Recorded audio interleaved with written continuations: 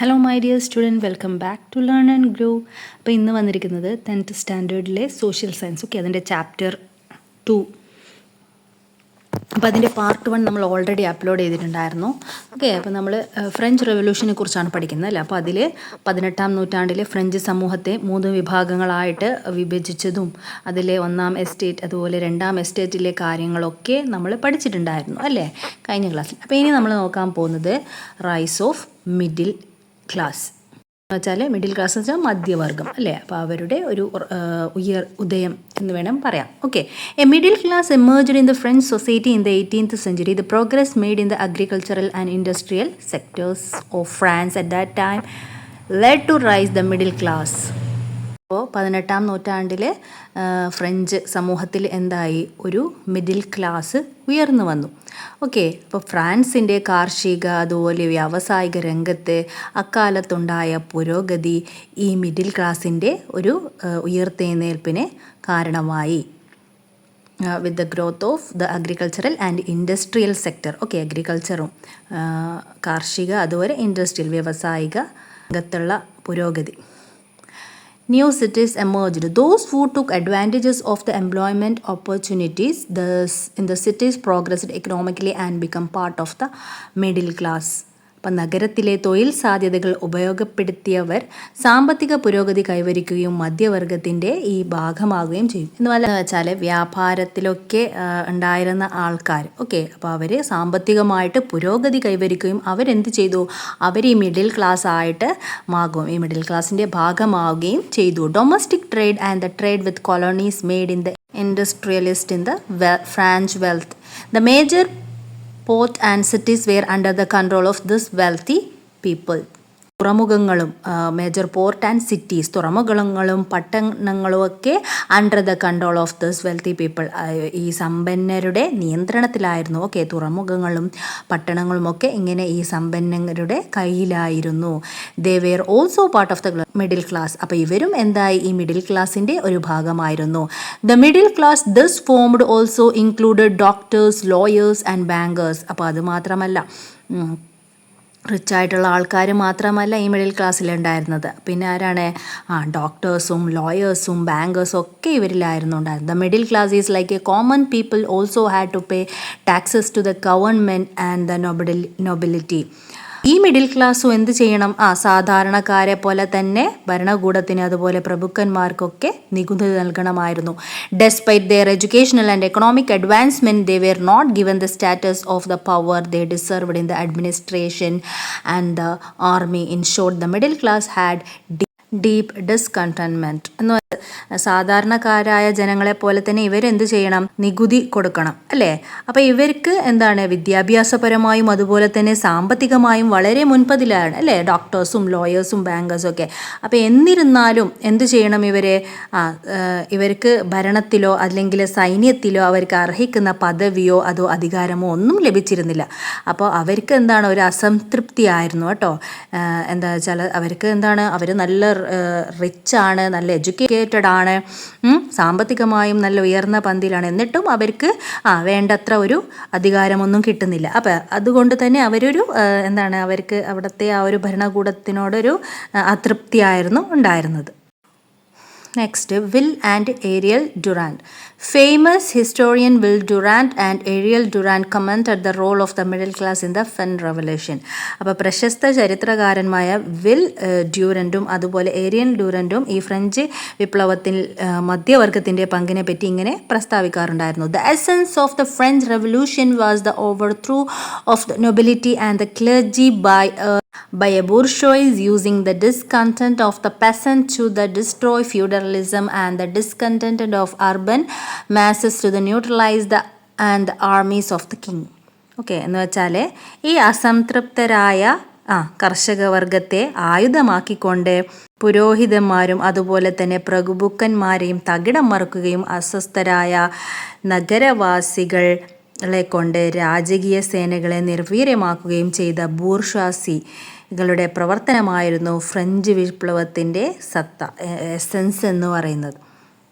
എന്ന് വെച്ചാൽ ഇവരുടെ ഈ ഭരണത്തിൽ അസംതൃപ്തരായ കർഷകരെ കൊണ്ട് ഈ പൗരന്മാരെയും പ്രഭുക്കന്മാരെയും അസ്വസ്ഥരാക്കുകയും അതുപോലെ തന്നെ ഈ രാജകീയ സേനകളെ നിർവീര്യമാക്കുകയും ചെയ്ത ബൂർഷ്വാസികൾ അവരുടെ പ്രവർത്തനമായിരുന്നു ഈ ഫ്രഞ്ച് വിപ്ലവത്തിൻ്റെ പ്രധാന കാരണമെന്ന് പറയുന്നത്.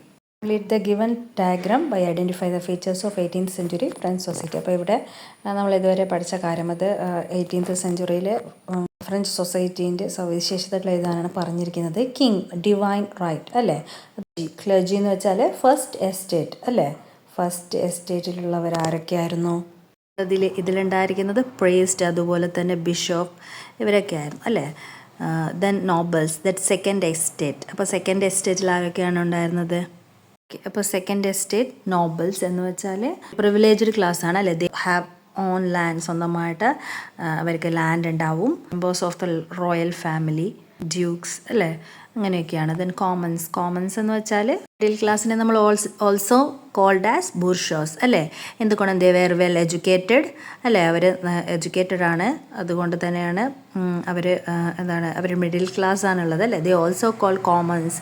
അപ്പോൾ ഇതിൽ ഡോക്ടേഴ്സ്, ലോയേഴ്സ്, അതുപോലെ തന്നെ ബാങ്കേഴ്സ് ഒക്കെ ഇതിലുണ്ടായിരുന്നു. പക്ഷേ they have to pay the taxes അല്ലേ. Next, economic crisis.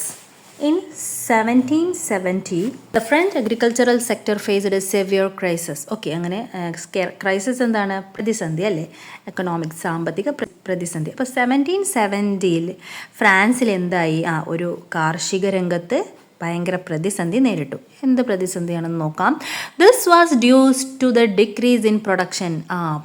ഉൽപ്പാദന കുറവ് കൊണ്ടുണ്ടായ ഒരു crisis. This led to an increase in the price of cereals and bread. അപ്പോൾ ഇതെന്താക്കി?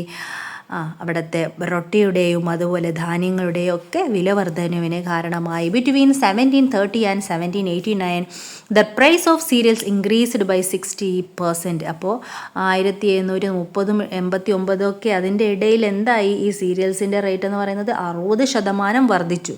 However the increase in wages was only 22%. പക്ഷെ തൊഴിലാളികളുടെ കൂലിയിലെ വർധനവ് വെറും 22% മാത്രമായിരുന്നു.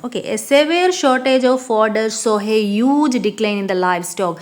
This affected 1/3 of the population adversely. അപ്പോൾ ഈ കന്നുകാലികൾക്ക് കൊടുക്കേണ്ട പുല്ലില്ലേ, ആ പുല്ലിൽ ഭയങ്കര കുറവുണ്ടായി. അപ്പോൾ ഈ ജനസംഖ്യയുടെ 1/3 ഭാഗത്തെ ഈ പ്രശ്നം പ്രതികൂലമായിട്ട് ബാധിച്ചു. According to the trade agreement signed by France with Britain there was huge reduction in important duties on British product. അങ്ങനെ ബ്രിട്ടീഷും ഫ്രാൻസും ഒപ്പുവെച്ച കച്ചവട കരാർ പ്രകാരം ബ്രിട്ടീഷ് ഉൽപ്പന്നങ്ങളുടെ മേലുള്ള ഇറക്കുമതി തീരുവയിൽ ഒരു വലിയ കുറവുണ്ടായി. The French market was flooded with British product and made native artisans unemployed. അപ്പോൾ ഇതോടെ എന്തായി? ഈ ഫ്രഞ്ച് വിപണിയിൽ ഈ ബ്രിട്ടീഷ് ഉൽപ്പന്നങ്ങൾ വന്ന് നിറയുകയൊക്കെ ചെയ്തു. അതോടൊപ്പം ഫ്രാൻസിലെ കരകൗശല തൊഴിലാളികളിലെ അവരൊക്കെ തൊഴിൽ രഹിതരാവുകയും ചെയ്യും. എന്തുകൊണ്ടാണ്? അവർ മറ്റുള്ള സാധനങ്ങളൊക്കെ ബ്രിട്ടനിൽ നിന്ന് ഇവിടെ ഇമ്പോർട്ട് ചെയ്യുകയാണല്ലേ. അപ്പോൾ അതുകൊണ്ട് തന്നെ അവിടുത്തെ ആൾക്കാർക്കൊന്നും അവർ തൊഴിലില്ലായ്മയും നേരിട്ടു.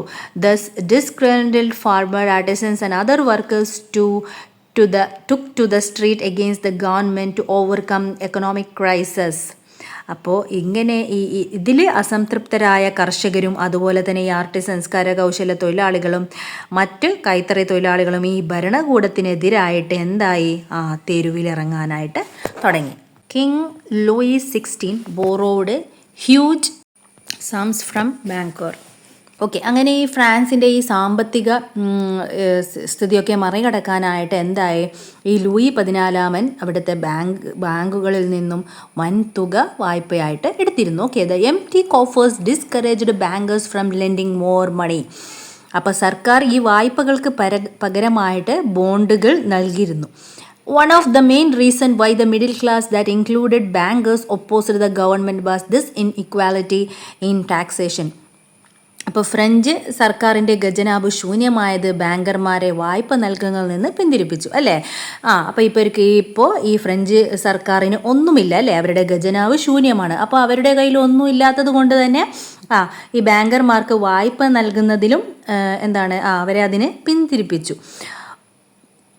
അതുപോലെ തന്നെ രാജ്യത്തെ ജനങ്ങൾക്ക് എല്ലാവർക്കും എന്താണ് ഈ നികുതി ഭാരവും ഒരേപോലെ ആയിരിക്കണമെന്ന് അവർ ആവശ്യപ്പെട്ടു. ഓക്കെ, അപ്പോൾ ഈ സമയത്ത് എന്ത് ചെയ്തു? ഈ ബാങ്കർ പറഞ്ഞു, ഈ രാജ്യത്ത് എന്താണ് ഇപ്പോൾ നിലവിൽ ടാക്സ് ഉള്ളത് ഈ മിഡിൽ ക്ലാസ്സിന് മാത്രമാണല്ലോ അല്ലേ.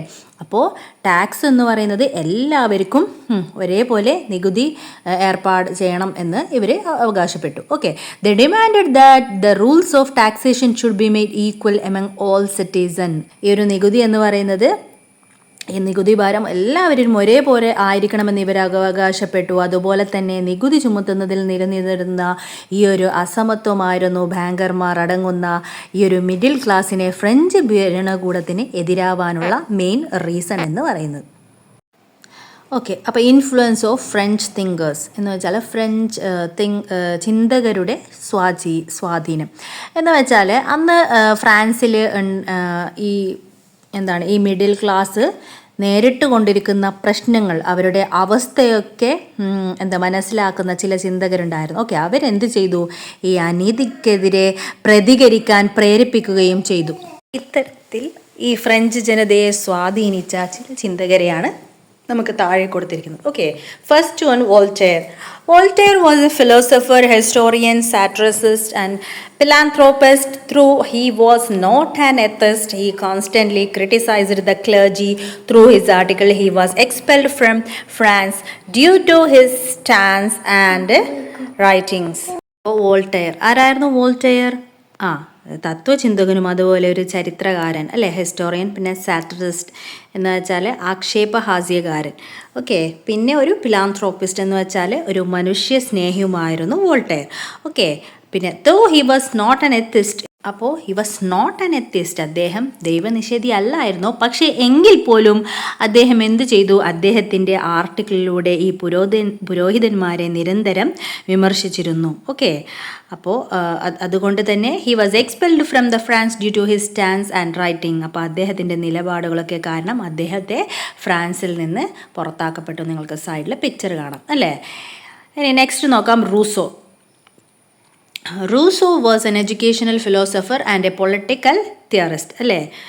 ഒരു എഡ്യൂക്കേഷണൽ ഫിലോസഫർ ആയിരുന്നു, അതുപോലെ തന്നെ political theorist. His work the social contract define the relationship between the citizen and the state. Rousseau started, the people created the king through a contract for their welfare and upliftment. However, the king has violated his responsibility. Okay, അപ്പോൾ അദ്ദേഹത്തിൻ്റെ കൃതിയായ ഈ social contract എന്ന് പറയുന്ന അതിൽ അദ്ദേഹം എഴുതിയിട്ടുണ്ടായിരുന്നു വ്യക്തിയും രാഷ്ട്രവും തമ്മിലുള്ള ബന്ധത്തെക്കുറിച്ച്. ഓക്കെ, അപ്പം ജനങ്ങൾ തങ്ങളുടെ ക്ഷേമത്തിനും ഉന്നമനത്തിനും വേണ്ടി ഒരു കരാർ പ്രകാരം രാജാവിനെ സൃഷ്ടിച്ചു. ഓക്കെ, ജനങ്ങൾ അവിടുത്തെ രാജാവിനെ തിരഞ്ഞെടുക്കപ്പെട്ടു അല്ലേ. പക്ഷേ ഉത്തരവാദിത്തങ്ങൾ കൊണ്ട് രാജാവ് ലംഘിച്ചിരുന്നു. പക്ഷേ രാജാവ് അദ്ദേഹത്തിൻ്റെ റെസ്പോൺസിബിലിറ്റി ഒന്നും ശരിയായവണ്ണം നടത്തിയില്ല, വയലേറ്റ് ചെയ്തു അല്ലേ. Therefore he has lost the right to rule. He argued that good laws create good citizens. Okay, അപ്പോൾ അദ്ദേഹം അഭിപ്രായപ്പെട്ടു നല്ല നിയമം നല്ല പൗരന്മാരെ സൃഷ്ടിക്കുമെന്ന് അദ്ദേഹം വാദിച്ചു. Rousseau opposite the existing power structure. അപ്പോൾ അദ്ദേഹം നിലവിലുള്ള അധികാരങ്ങളെ എതിർത്തിരുന്നു. His ideas were based on the naturalism. അപ്പോൾ അദ്ദേഹത്തിൻ്റെ ഐഡിയ എന്ന് പറയുന്നത്, ആശയങ്ങൾ എന്ന് പറയുന്നത് പ്രകൃതിവാദത്തെ അടിസ്ഥാനമാക്കിയായിരുന്നു. Okay, naturalism. Man is born free but everywhere he is in chains, he said. Rousseau work inspired the French revolution. Okay, അപ്പോൾ മനുഷ്യന് എന്താ പറയുക, man is free born free എന്ന് വെച്ചാൽ മനുഷ്യന് സ്വതന്ത്രനായിട്ടാണ് ജനിക്കുന്നത്, എന്നാൽ എല്ലായിടത്തും അവൻ ചങ്ങലകളാൽ ബന്ധിതനാണ്. ഓക്കെ, അപ്പോൾ Rousseau work inspired the French revolution. അപ്പോൾ അദ്ദേഹത്തിൻ്റെ ഈ കൃതികളൊക്കെ ഫ്രഞ്ച് റെവല്യൂഷന് ഒരു പ്രചോദനമായി തീർന്നു. Okay, Montesquieu criticized the evil of the church and the tyranny of the state. He advocated limited monarchy and proposed that power of government be divided into three branches, the legislative, executive and the judicial, to ensure the freedom of individual. Okay, അപ്പോൾ Montesquieu എന്ത് ചെയ്തു? ഈ ക്രൈസ്തവ സഭയുടെ ദൂഷ്യങ്ങളെയും അതുപോലെ രാഷ്ട്രീയത്തിലെ സ്വേച്ഛാധിപത്യത്തെയും അദ്ദേഹം വിമർശിച്ചു. ഓക്കെ, അപ്പോൾ ഒരു വ്യക്തിയുടെയും സ്വാതന്ത്ര്യത്തെ ഉറപ്പുവരുത്തുന്നതിനായി ഗവൺമെൻറ്റിൻ്റെ അധികാരത്തെ മൂന്നായിട്ട് വിഭജിച്ചു. എന്ന് വെച്ചാൽ ദ ലെജിസ്ലേറ്റീവ്, ഓക്കെ, നിയമനിർമ്മാണം, എക്സിക്യൂട്ടീവ് ഭരണനിർവഹണം, ജുഡീഷ്യൽ നീതിന്യായം, ഓക്കെ, എന്നിങ്ങനെ മൂന്നായി. To ensure the freedom of individual എന്തിനാണ്? ഓരോ വ്യക്തിയുടെയും സ്വാതന്ത്ര്യം ഉറപ്പുവരുത്തുന്നതിനായിട്ട് അല്ലേ. His famous work the spirit of law analyse the principles of the government and the evolution of the law and the constitution. അപ്പോൾ അദ്ദേഹത്തിൻ്റെ the spirit of the law എന്ന ഗ്രന്ഥത്തിൽ ഗവൺമെൻറ്റിൻ്റെ തത്വങ്ങളെയും നിയമത്തിൻ്റെയും അതുപോലെ ഭരണഘടനയും പരിണാമമൊക്കെ വിശകലനം ചെയ്യുന്നുണ്ട്. The ideas of the British philosopher John Locke also decisive impact on the French is famous work two treatises of the government. Okay, അപ്പോൾ ബ്രിട്ടീഷ് ചിന്തകനായ ജോൺ ലോക്കിൻ്റെ ആശയങ്ങളും ഫ്രഞ്ച് ജനതയ്ക്ക് നിർണായകമായിട്ട് സ്വാധീനിച്ചു. അദ്ദേഹത്തിൻ്റെ കൃതിയായ ടു ട്രീറ്റ്സസ് ഓഫ് ഗവൺമെൻറ് അതിൽ ദൈവവകാശത്തെപ്പറ്റിയും അതുപോലെ തന്നെ സ്വേച്ഛാധിപത്യ അധികാരത്തെ പറ്റിയും നിരാകരിച്ച് പറയുന്നുണ്ടായിരുന്നു.